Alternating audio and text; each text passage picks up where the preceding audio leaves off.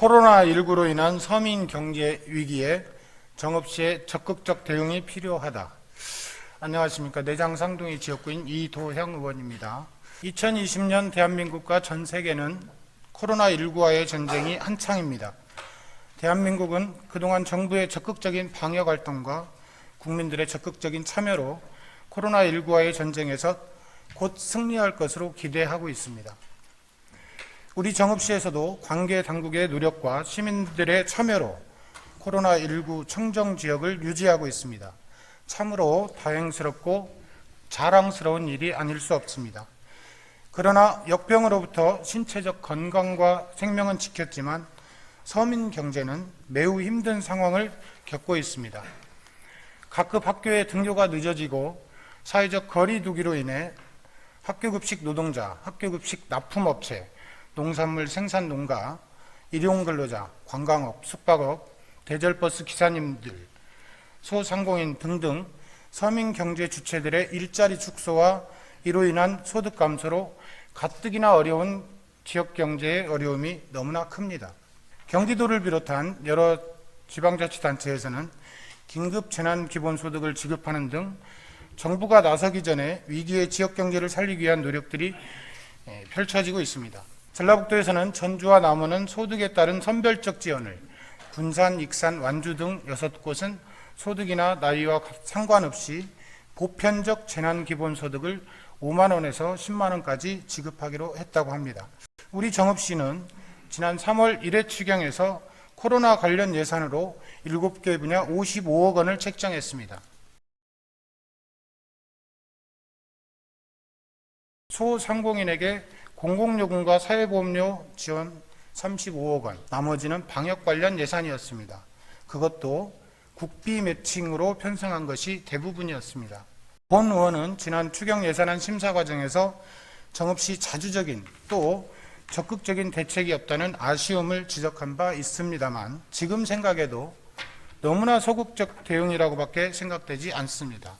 아동수에 따라 보육료를 받아 운영하는 15개소 민간 어린이집의 경우 4월 1일 현재 총 779명 중 17.3%에 해당하는 135명의 아동들이 등원을 하지 않고 있으며 21개소 가정어린이집의 경우 4월 2일 현재 총 203명의 아동 중 33%에 해당하는 67명의 아동들이 코로나로 인해 등원을 하지 않아 보육교사 인건비 주기도 어려운 실정이라고 합니다. 얼마 전 보육시설장님과 본 의원이 집행부 담당 부서를 찾아가서 정읍시의 적극적인 대책 마련을 요구했습니다만 정읍시는 정부에 건의하고 대책이 내려온 대로 시행하겠다는 입장입니다.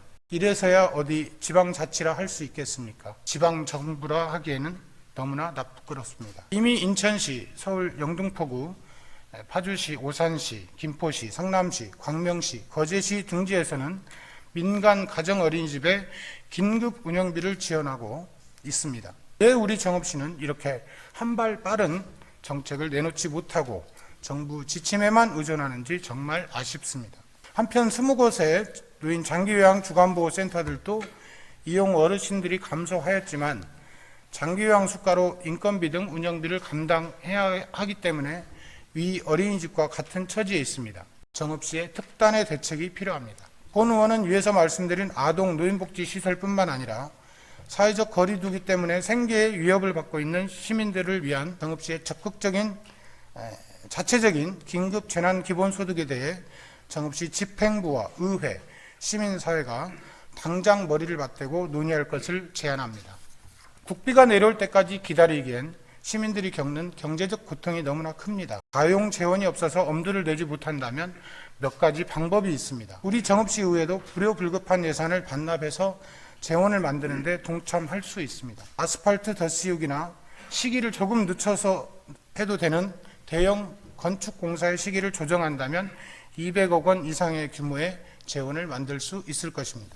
이렇게 조성된 재원을 일단 모든 시민에게 10만 원을 지역화폐로 지원하고 의원들, 시장님을 비롯한 공직자 등 기본 월급제로 생활하는 분들이나 재정적 어려움이 없는 시민들이 받은 재난기본소득을 자발적으로 재난기금에 다시 기부한다면 일을 처리하는 행정적 시간도 줄이고 새로운 기부 문화도 생겨나서 우리 사회의 공동체성 회복에도 좋은 계기를 만들 수 있을 것입니다. 지금의 경제 위기는 마치 모세혈관에 피가 돌지 못해 손가락과 발가락이 괴사되기 직전의 모습이라고 할 수 있습니다.